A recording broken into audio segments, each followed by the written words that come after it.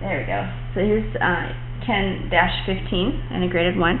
So we're supposed to solve, I'm going to write a little d in a cloud over here so we can remember what we're going for. So I want to get all the other letters and numbers away from the d. So solving for d means I want d by itself. So you know how you do parentheses, exponents, multiply, divide, add, subtract, PEMDAS, how you do that when that's the order of operations. When you're doing algebra, you're kind of undoing stuff. So you're kind of going to go backwards with the order of operations. So first of all, I'm going to look at my d, and then I'm going to see, well, is there anything added or subtracted to it? Because that's what I want to get rid of first. 18 is added to it. So how can I get rid of the 18? Yeah, subtract it. So we're doing what we call inverse operations on either side of the equal sign. So I just usually show mine like this in a vertical format and just go like that and bring this stuff down. So I haven't really worked on the 3/4 and the m yet. D's going to stay right where it is. This thing, I can't subtract them, they're not like terms, so I can just rewrite it as I minus 18. Are we okay so far? Now, you have a fraction, so that makes it even scarier for some of you, because you're just like, oh, I don't know. Does anybody know how to make that fraction get away? See, there's no more adding or subtracting to do, so now it's like I got to kind of multiply or divide.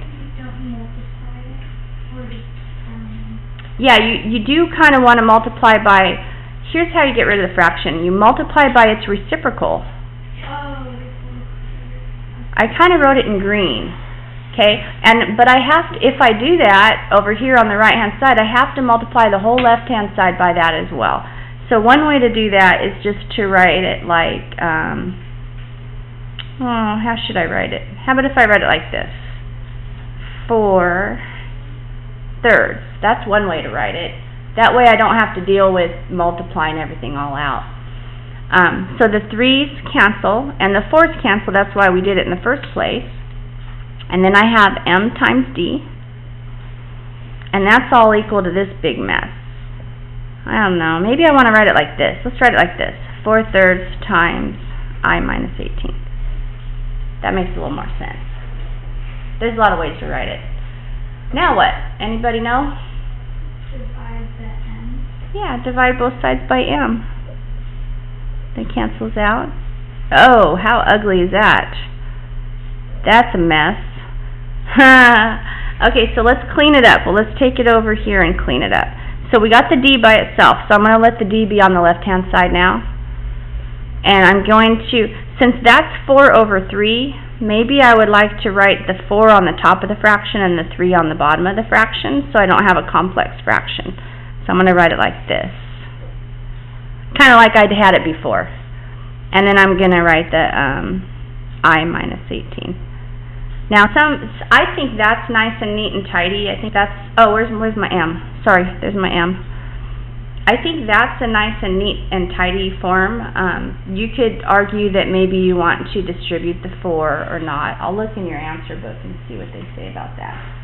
They seem like, this is number 15. They left it exactly like this. So I would just leave it like that. Is there questions on any of that I did? Okay, let's see if we can fit the other two into the same video. Okay, so now on letter B, we are trying to solve for Q, so I'll just write a little underline under the Q. So, anybody have an idea of what to do first? Is there anything being added or subtracted to my Q? What was the 25 and the P? Yeah, so actually, I can just kind of, so it's being added to my Q. So I can subtract the 25p, the whole darn thing. I can just subtract that whole chunk off of there. And then I can also subtract it on this side, because if I do it to one side of the equal sign, I have to do it to the other side. And then I think we're done. Q is s minus 25p. That's all. Now some of you might want to let it flip around and say Q on the left top side and s minus 25p. I don't mind which way you do it. I'm going to leave mine like that. Okay, that one was nice. Letter C says solve for n. Gravity. Letter C says solve for n. So what can I do to solve for n? Is there anything getting added or subtracted to my n? You just divide the R and T. Yeah, exactly. Divide both sides by RT. And then the RT goes away, and then you have n is equal to PV over RT. Perfect. That was only 5 minutes long.